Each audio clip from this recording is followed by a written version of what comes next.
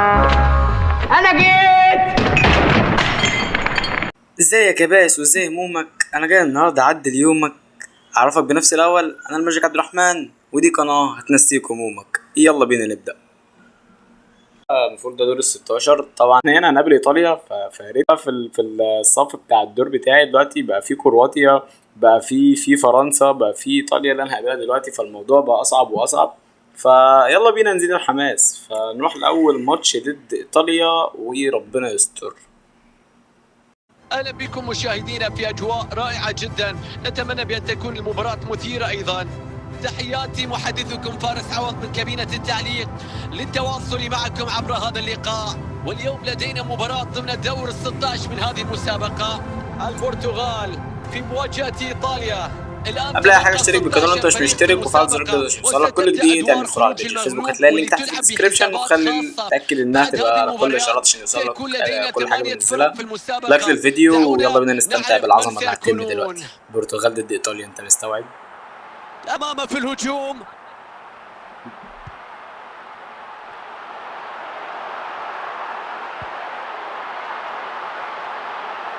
كيزا. حلو يا بيبي، يلا يا رونالدو ودي حلوه اول. سيلفا راح، سيلفا دوناروما، سيلفا يا ولد يا سيلفا. الخطوره مستمره. سيلفا اسيست رائع من كريستيانو. 1-0 للبرتغال ضد ايطاليا. نشوف إعادة للهدف مرة أخرى. انا قلت بصراحه هتقل واضمن علشان ده دوناروما، على مهاراته، على سيلفا ما خذلنيش وحطها حلو قوي قوي. هدف يسأل عنه الدفاع، كيف يتركوه يقوم بكل هذا؟ رافائيل لياو. يا ولد يا سيلفا، يا ولد يا سيلفا، يا ولد يا سيلفا، يا ولد يا سيلفا. سيلفا عالمي، سيلفا عالمي، عالمي يا ابني. ايه ده؟ ايه ده؟ ايه ده؟ ده ولد يا سيلفا. لا سقفة سيلفا، عايش يا اسطوره والله. حلو قوي، وداه وحطها حلو جدا.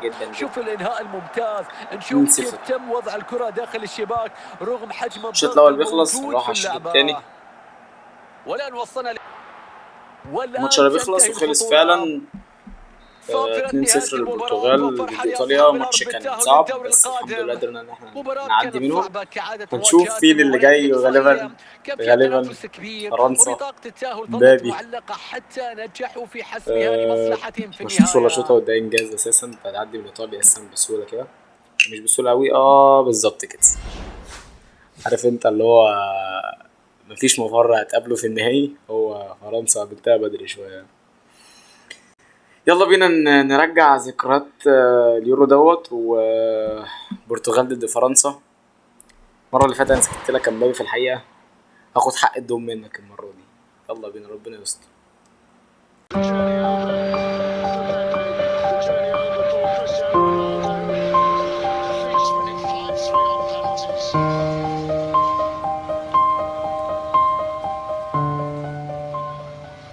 مساء الخير أحبتي الكرام في كل مكان، ليلة جميلة هنا، أجواء مثالية، كل شيء يبدو رائع في كرة القدم، بانتظار ضربة البداية. من كابينة التعليق تحياتي محدثكم فارس عوض. مباراة اليوم تأتينا في إطار منافسات دور الثمانية لهذه البطولة. فرنسا في مواجهة يلا بينا نبدأ. الأجواء تذكر كريستيانو رونالدو.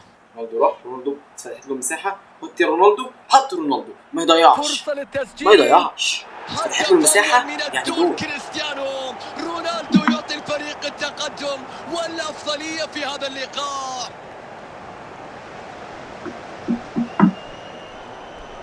شوف الإعادة هنا، استمتع بهذا الإنهاء رغم الضغط الكبير، القوة هنا والتحمل اللي يصنع الفارق في هذه اللحظات. يلا بينا الشوط الأول يخلص.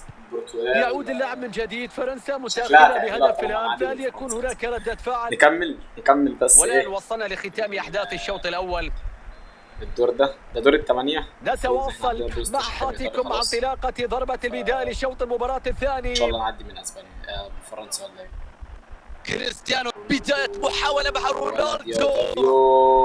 يا ابن اللعيب، أيوة يا ابن اللعيبة. النتيجة تقدم بفارق الهدفين. وتافيو من اقصر لعيبه البرتغال شوف حرفيا. الهدف من جديد رونالدو في هذه حطها له اللقطة. مسطره. والبداية من الكرة العرضية ثم الرأسية يا تأتي ابن اللعيبة وكرة في الشباك بدون أي مضايقات من الدفاع. هدف على المرتاح 2-0 كما يقال. زي فرنانديز. يلا بينا يلا بينا برونو. يلا بينا يا برونو برونو. فرنانديز. يا ولد يا برونو يا ولد يا برونو. حط يا برونو من هنا يا برونو. السع يا برونو. السع يا فرنانديز يا ابن اللعيبة. على القوة الهجومية 3-0. والفارق البرتغال فرنسا 3-0. هنا إعادة. نشوف أنا الهدف قلت هابل الرابع امبابي والتسديدة وهعيد. الجميلة. هذه تسديدة بالعقل وليست بالقدم. شوف الفرنسي توصلش. ماشي ولد حلو قوي. رونالدو يا كريستيانو عالمي. مرتدة سريعة. هي 1-2 جول. سي اعطيها ستير. يوسع الفارق لأربعة. بص العادة كده. قطعها سيلفا لمسها رونالدو. الكبير في هي تسديد بتيجي كده. الكرة لم تبعد بشكل كافي واستمرت الخطورة وأدت بشكل مباشر لهذا الهدف. لا روح قربنا من النهاية. في بطولة تانية العب المباراة فيها. تعتقد انتهت مسبقا. يا سيلفا يا ولد يا سيلفا يا ولد برناردو سيلفا وكرة خطرة. المسالون. الكرة دي بتاعتي. يلا الكرة دي. ماشي. جريزمان. نهاية المباراة 4-0.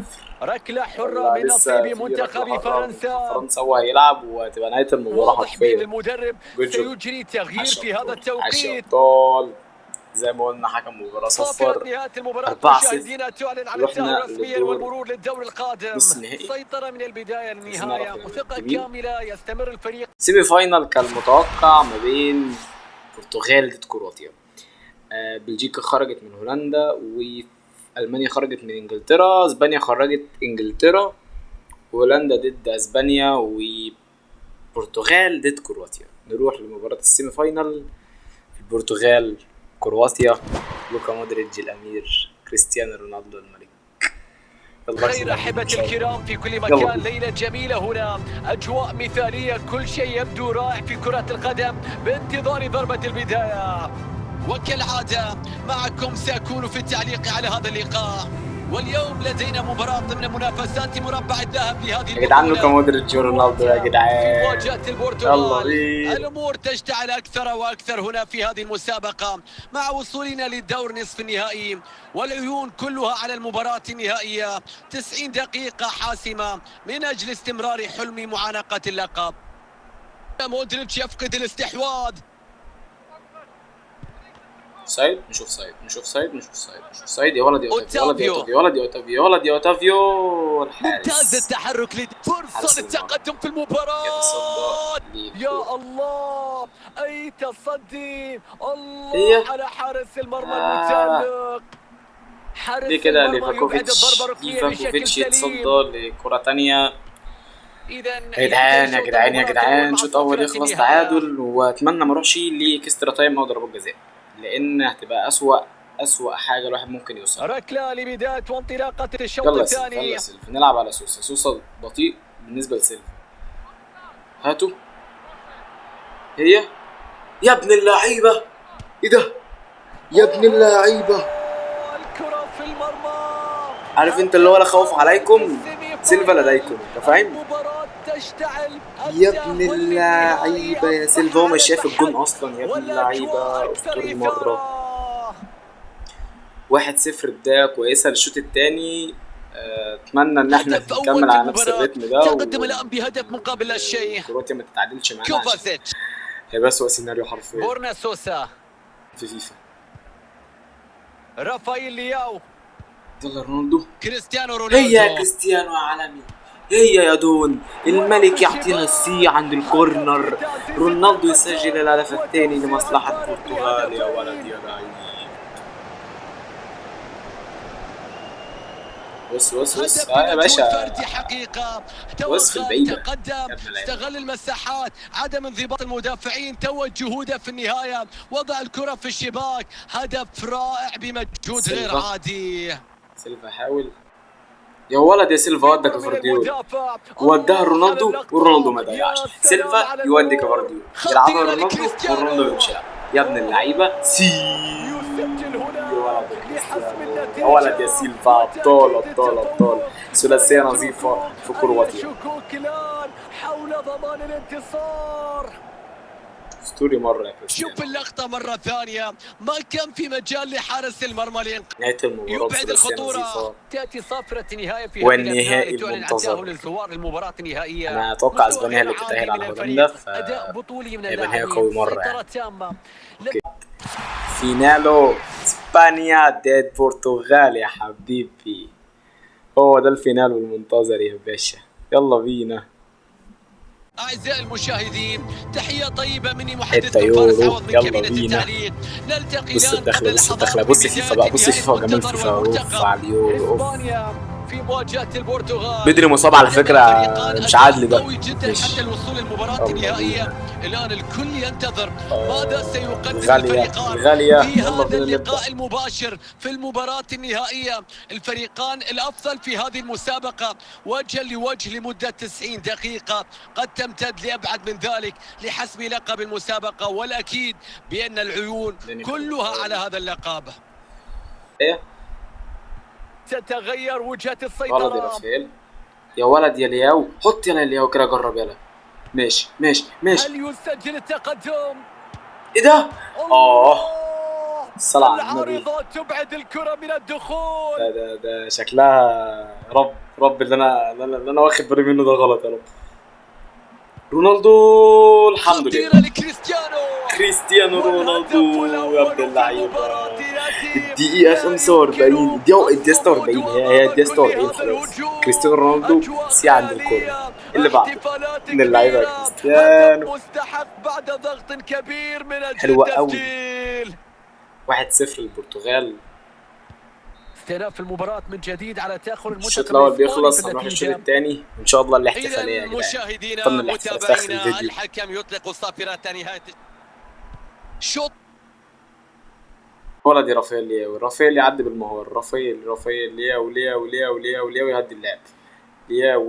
لياو لجواو كانسيلو. خلاص خضعت يا الفينالو. كريستيانو بيرفع البطولة أخيرا، يا رونالدو. تنطلق الاحتفالات يا زميلي.